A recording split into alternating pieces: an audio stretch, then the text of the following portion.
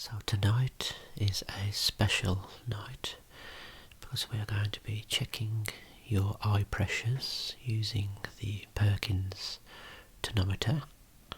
We will record the readings and then check for any post-test staining on the cornea using some filters and some blue light. So if I could just illustrate to you how the Perkins tonometry works. We have the model eye here, and in a second what we're going to be doing is popping a drop of anaesthetic into your eyes.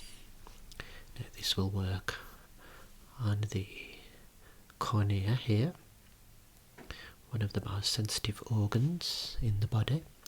The anaesthetic will prevent any sensations. It will numb the cornea by blocking the nerve endings, thus preventing any impulses, and then we can use the Perkins tonometer here, which is pre-turned on with the little tonometer probe in place. Once we're ready, we will bring the tonometer probe gently against the eye, like so. Make delicate contact with the anterior surface of the cornea for a few seconds, and I will look through the viewing portal here and align the wires using the scale here, and wherever we land this will give us the pressure reading in millimeters of mercury. So when we check the pressure of the eye, we are checking the pressure of the aqueous humour. The aqueous humour, which comes or travels through the pupil into the anterior chamber, which is the space in front of the iris and behind the cornea. We'll be checking the fluid pressure of the aqueous humour. Okay, so without further ado, let's get your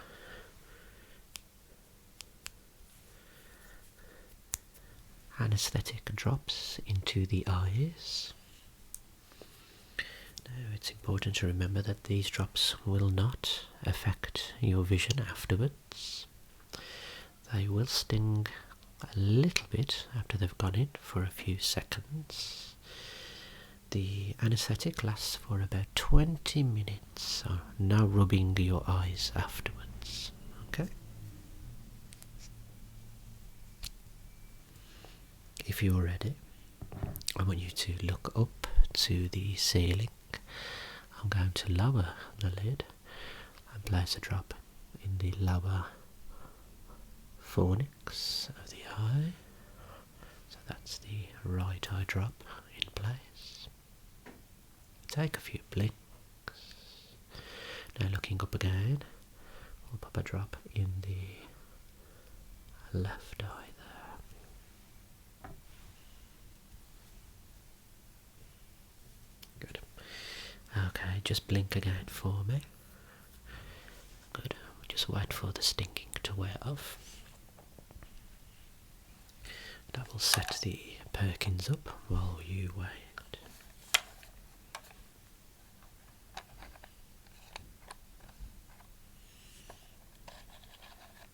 So this is the headrest for added support. This will rest gently against the forehead to ensure that the prism is aligned. We want the zero marking pretty much in line with the little black marking there. Okay, so that the wires are positioned like so. Curved wires, and we will align them just like so. That is when we will have our pressure reading. Okay, Okay, we're going to start on 14 millimeters of mercury.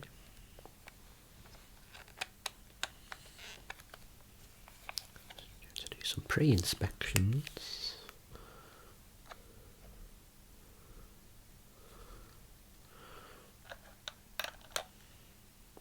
So we are aligned. Now if you're ready, take a few blinks. Breathe normally throughout the whole test. Do not hold your breath. To keep both eyes open. Okay, I'm just going to rest against the forehead. And we're going to bring it closer to the ocular surface. Good. Now take a blink and we'll bring it in there. Good. I'm just going to adjust the scale there. Good. Okay, so looking at the scale, the pressure reading in the right eye is 16 millimeters of mercury, which falls into the normal range. Good. Okay, so that's the pressure of the right eye completed. Let's look at the left eye. So it'll be the same technique, same principle. Going to rest against the forehead, starting on 16. There we go. To angle the machine. Okay, take a blink. Stare just against the cornea there, briefly. Good. Okay. Now, looking at the scale there, we have a reading of 17 millimeters of mercury. You can see where the little line aligns with the scale there. That'd be 17 of mercury, and 16 was the reading for the right eye. Excellent work. I'm just going to write those pressures down. Okay, so when recording the eye pressures, it's important to note the particular tonometer used, so that was the Perkins, and the time at which we recorded the eye pressure at 7 p.m.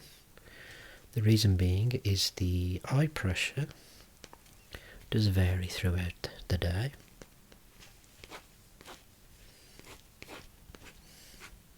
So time is very important.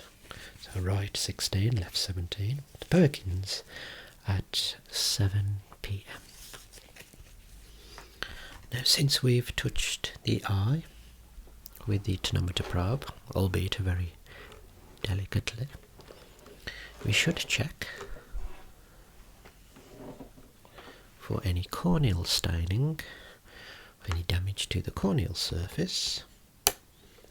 And for that we are going to use the Burton lamp here initially, then we'll switch to a slightly different method.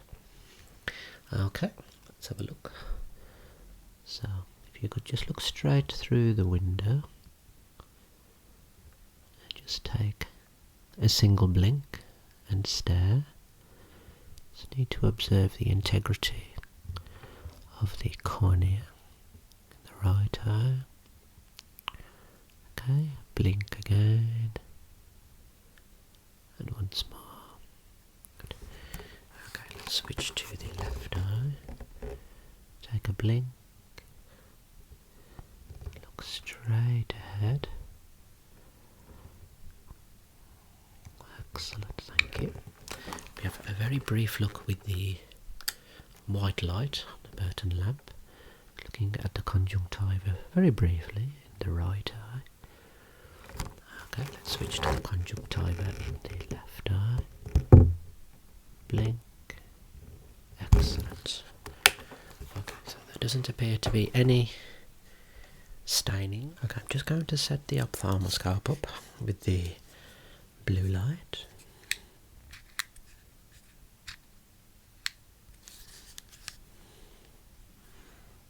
There we go. Just check the focus there.